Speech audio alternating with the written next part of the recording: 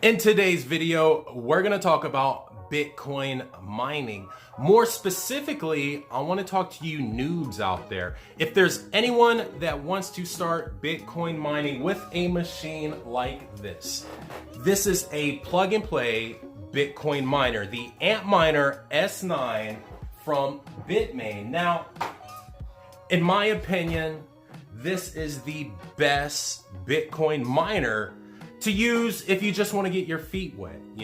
It's easy to get, it's affordable, when you consider other miners, and it is a plug and play Bitcoin miner. You can plug it in anywhere. It'll run off 110 or 220. So in today's video, we're going to talk about why I think this is a great beginner Bitcoin miner. We're going to run some tests on it. We're going to open this thing up, and then I'm gonna show you on the back end how to set it up and how to get it to start mining, because it's just like that. It is super easy, super quick. So we're gonna go over all of that, plus so much more. I'm your host, Tech Hustler. Oakley dokley, welcome to another video. And if it's your first time here, my name's Tech Hustler. We mine some crypto here, but we also review websites and applications that you can start using right now to make a little bit of crypto on the side. Now, you can also make some PayPal and gift cards and so much more. So if you like that, go ahead and smash that subscribe button. And while you're down there, hit that like button too. That's the number one thing you can do to support my channel. In today's video, we're gonna go over everything Antminer S9, or at least everything I know. I've been mining with these since 2016, and I believe these are the best Bitcoin miners if you want to get started with Bitcoin mining. So before we get into that, I just want to say forgive me. Obviously we are recording somewhere else, and I'm sorry about the lighting, the video, the audio. It might all suck, but I guarantee you the content of today's video will not suck. So the first reason why I think the Antminer S9 is a great beginner miner, well, they're available. You can buy one. You can buy one and you don't have to wait 6, 8, 12 months to get it in. There are literally hundreds of thousands Antminer S9s out there ready for you to purchase, and you could buy one today and have it by the weekend and be mining Bitcoin. Now, the number one marketplace that I use is eBay. You can find these anywhere from about $500 to $700. And eBay does have some buyer protection, but like this miner right here, I bought off eBay and it does not work. And now I can get a refund through eBay. I'm working on it right now, but you have to jump through some hoops. Now you can also, you can go online, you can surf the web. Here is one of my affiliate partners right here. This is Bitcoin Merch. You are gonna pay a premium, but they have them and they're ready to go. And another interesting thing, I'm an Amazon guy. I get hundreds of dollars in Amazon gift cards every single month, and I can buy an Antminer S9 on Amazon. So very exciting. I haven't bought one on here yet, but I've bought all of my Antminer accessories from Amazon, and I'm gonna show you a little bit here in a minute. But yeah, that's my number one reason for the Antminer S9 being a great beginner Bitcoin miner, is because they are readily available. You can get one, and also with that, you can get parts. Like this one right here, I need 2 hashing boards. I can go on here on eBay and I could buy a couple of hashing boards and have this thing fixed within a couple days. And another reason that this is a great miner for the beginner is, unlike many of the new miners out there, you can get this home and plug it in. You can plug it into a regular outlet, a 110 outlet. I could plug it in right here in this office. It'll be a little loud, it'll be a little hot, but it will be okay. Now, you can go and you can plug this into a 220 volt. It takes a little bit more work, but it will run more efficient and use a few less watts. Now, if you want to go the 220 route, you will have to swap some cords and get a power distribution unit like right here. you're gonna have to do a C13 to C14, and you're gonna have to plug it into one of these power distribution units, and you plug that into 220. Now, you can just get a cord and plug it straight into your dryer outlet, but I prefer to use a power distribution unit just for that added protection. Now, the most important thing when it comes to mining Bitcoin, especially for you beginners, unless you're a millionaire, is how much is the device and how long until I get my return on investment. And we already know we can get an Antminer S9 between $500 to $1,000. Now, $500 obviously is that sweet spot, and for easy math, that's what we're gonna use today. And I did pay $500 for that. Actually, I paid $1,000 for two. So we can get our Antminer S9 for $500. Let's check out something newer and more efficient, and that's going to be the Antminer S19. It is more efficient. It'll hash around 100 terahash depending on which version you buy. But as you can see, you're going to pay anywhere from, $10,000 to $20,000. And at today's current value of Bitcoin, that can take you a year to 2 years to ROI. Now let's take another look at that Antminer S9. Like we said earlier, we know, the sweet spot's about $500. So how much does an Antminer S9 make? And depending on the version, like I said, anywhere from 13.5 to like 17 terahash, you're gonna make $4 to $5 a day. Every single day, $4 to $5 a day, and that's great. That is amazing, especially if you only pay $500 for this, because within 100 days, give or take a couple, you can ROI. And that's a big difference from 1 year to 2 years. Now, not everyone is as fortunate as some of us, and you have to pay some electricity. So the average, I believe the national average of electricity within the United States is 10 cents a kilowatt hour. So we know we can make $4 to $5 in Bitcoin a day with the S9. How much does it cost in day in electricity? It's gonna cost over $3 a day. More or less, it's gonna cost about $100 a month. $100 a month to power this thing. And at today's current value, we're only gonna make about 120 to 150 in Bitcoin. And yeah, that hurts. But you could be lucky enough. My location, I don't pay anything for electricity, but the electricity rate is 3 cents a kilowatt hour. So let's go ahead and calculate that in, which brings me down to, less than $1 a day, less than $30 a month, though. So grateful to have that location.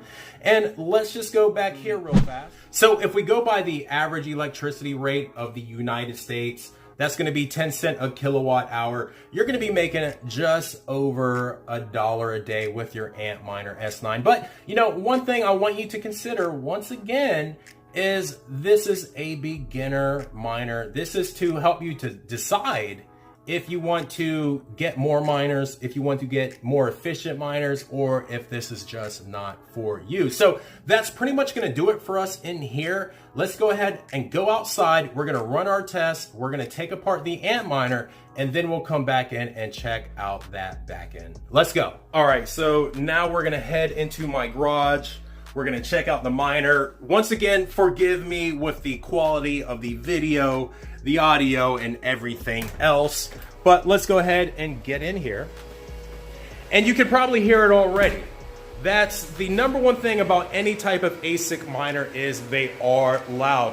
Luckily, the Antminer S9 isn't that loud, and I've seen people put them in coolers. Oh, she's kicking on now, so she's getting a little louder. But I've seen people put them in coolers to sound deaden a little bit. Let's say if they're gonna put them like in their living room or somewhere like that. But this is a little ghetto, my setup, but you can see I have a switch right there that's hooked to another switch. That's going to another switch right here. And let me go ahead and turn the camera around.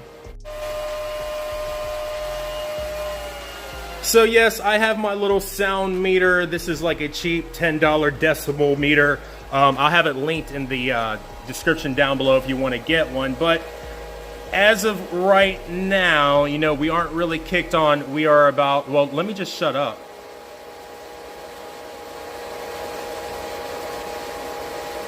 So about 73 decibels while it's just running.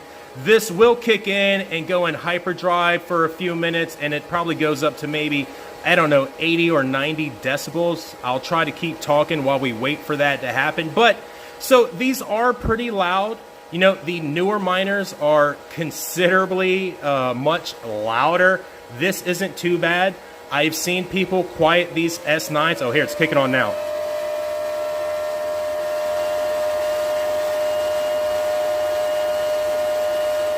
So even kicking on, we are under 90 decibels. And like I was about to say, there are a couple methods that you can use to quiet this down. Let's just say if you want to put it inside your house or even your bedroom. I've seen people build boxes to muffle the sound. And I've even seen people put these in coolers to muffle the sound. But you got to remember to intake and exhaust that air because it will get hot. And actually, that's what we're going to talk about next. So these miners, they will get hot. You know, they use a lot of electricity, and when you use a lot of electricity, that's going to generate a lot of heat. Luckily, here we are just beginning fall. It's starting to be a little cooler outside. So I just have a couple window fans. I've got one as an intake, and I've got one as an exhaust. Now, that's okay for just one miner, maybe even two miners. But if we were in the summertime and it was 100 degrees outside, it would be 200 degrees out here.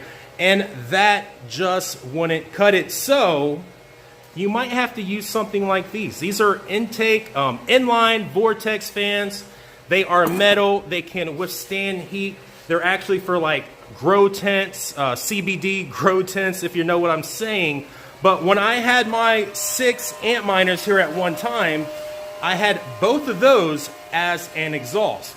I used both of my Windows units as an intake, and I had these up there. Yes, I cut a hole in my wall. I had it going and exhausting outside. And I even ripped this up because I was considering moving that hot air through my ventilation to heat my house. But it was just turning out to be like a pain in the butt, so I did not do it. But yeah, I did exhaust outside for like 2 years until I sold all my miners. And now I'm just starting to buy all my miners back because I have a new location where I have cheap electricity. But anyways, yeah. So you're going to have to worry about the heat that these things are going to generate. And I did have an AC unit in the corner there at one point.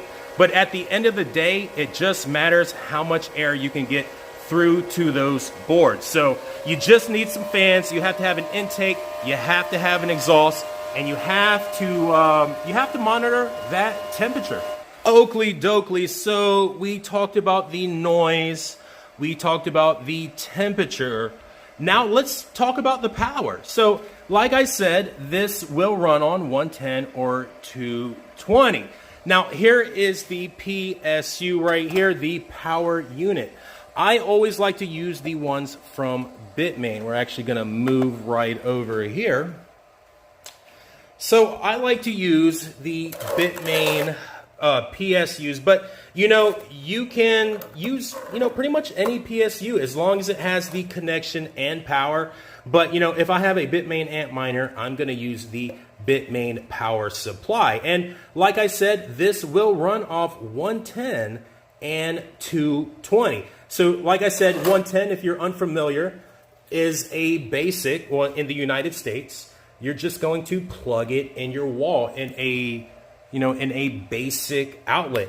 You're just going to plug it in, then plug it in, and then bada bing, bada boom. But if you want to mine on 220 volts, and that's what I recommend because it's just going to run a little bit more efficient. You're not going to get a better hash rate, but you might see a slight decrease in your electricity bill over like a year. You know, you're not going to see it over one day or over a week. But anyways, if you do want to use 220, you know, it's going to take a little bit of work. For one, you're going to have to get a new cord. And this new cord is going to have the same, I believe that's a C13, that we're going to plug right in there. And then we're going to take this side right here. This is a C14, and we're going to plug this into a power distribution unit. And that's going to look like this. You know, there's a whole bunch of them out there. I like to use trip lights. So we're going to plug this in into our PSU, and we're going to plug this into our trip light, and this is protected. This is 220 volts up to 30 amps, so I can plug in, you know, 3, maybe 4 Antminers. Oh, as well, I can plug in my GPU miners into that, or, you know, even your desktop CPU. So, and if you want to look at the 220 cord, this is a basic, I think it's like an LP306. I could be wrong. LP30. L630, I'm sorry. You can see it right there. And this is like a plug for your dryer or maybe your oven. So you're going to plug this into that 220 outlet. Then you could plug, you know, 3, 4 Antminers in there. You know, the S19s, you're only going to be able to use maybe 1 or 2, but you can use your GPU miners and all that as well. And let's go ahead and look at one in action. Well, of course, you know, we're not plugged in, but so I've got my Antminer, and I've got the PSU plugged into the Antminer, and then the PSU, that's that C14, is plugged in down there, and of course, that plugs in right here, and then here are my 220 outlets, and that's my PDU cord right there. Bada bing, bada boom. So, you know, it takes a little bit more work, a little bit more investment to run on 220, but if you're going to do more than one miner, I highly recommend using 220. So I think we've gone over about everything we can. How about we open this up? I mean, take it completely apart, and we're just going to go over every part, and I'm going to show you how easy it is. Let's say if you get a bad board, you buy a new one, you slide it in. So let's do that. Let's go.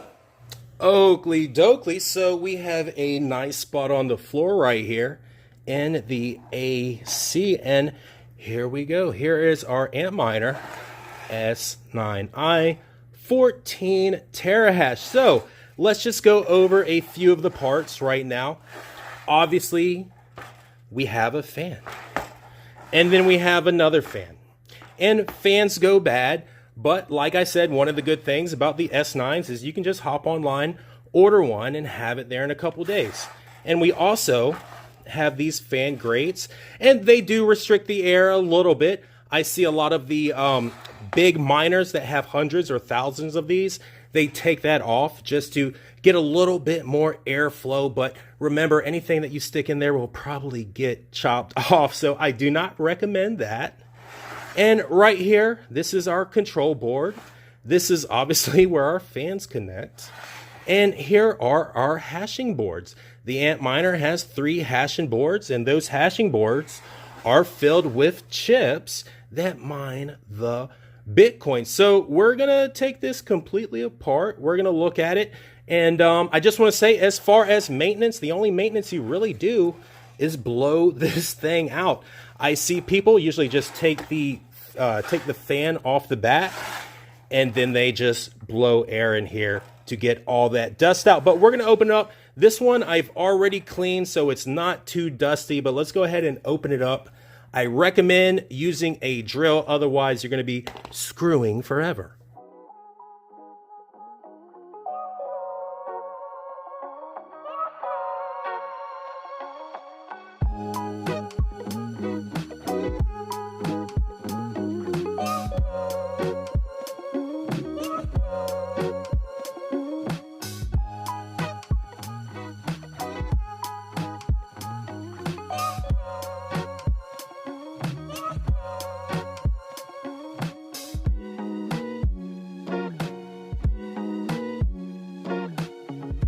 Okay, so before we move on, I just want to show you what the hashing boards look like. Like I said, the Antminer has 3 hashing boards. You can see we pulled them all out. They just slide right in and right out. You just want to make sure they're in the channel. So we have 3 hashing boards right here. And here's what one side looks like. You can see the heat sinks. And here is the other. Now, when one of these goes bad, you know, actually 2 of these are bad and 1 is good. You know, you can't really tell. I've inspected these. I've cleaned these. You can't really tell. The best thing you can do, you can buy a little machine that will tell you which actual chip is bad.